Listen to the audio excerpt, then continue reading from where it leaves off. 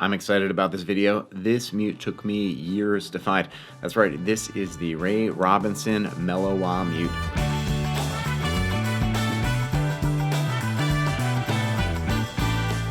What's going on, everyone? My name is Josh Rzepka, and welcome to this Tuesday installment of Mute Monday. Right here, I have got a mute that took me years to find.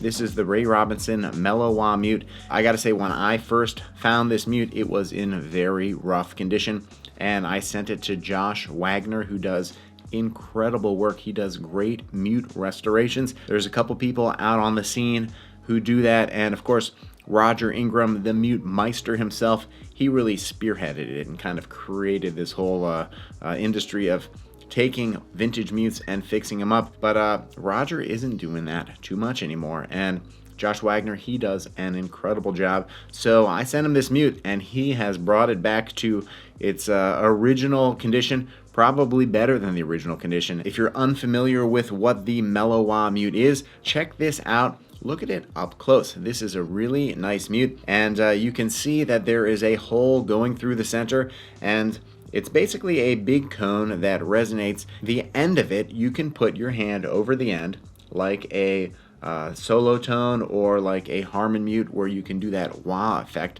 And the Mel-O-Wah, maybe it was Mel-O-Wah because it's a little more mellow than the solo tone or some of these other ones that are very focused and directional. And this has got a really nice sound to it.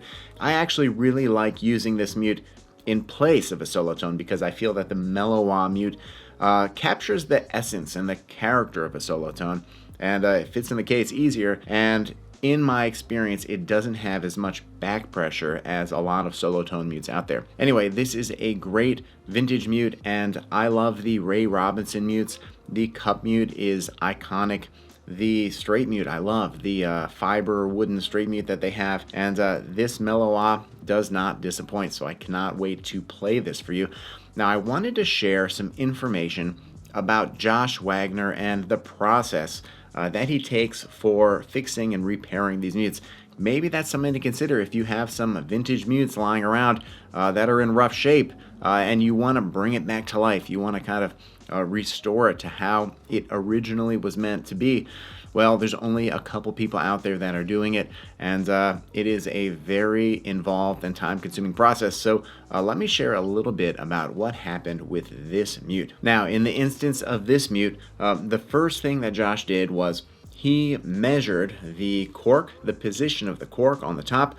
He measured the position of the label, the paint on the bottom, just so that he knew when he was finished and putting it back together that he replaced the cork, the label, and it was painted exactly the way that it arrived. Then he strips the paint, and this is a very involved process, and it takes a couple days to take all the paint off of the mute. Once he has cleaned the paint off it and he's kind of scrubbed it, then he can see what he's working with, and if there are any parts that need to be replaced and possibly remanufactured. In the instance of this mute, the resonator here on the bottom, it was missing, and this round part here was missing, and he had to make a new one out of maple. And he takes different sheets of maple and he puts them in a cross-grain pattern. He basically is making his own plywood, and he uses examples from his collection and from mutes that have come in. He's got copious notes, so he knows exactly the thickness that the wood was originally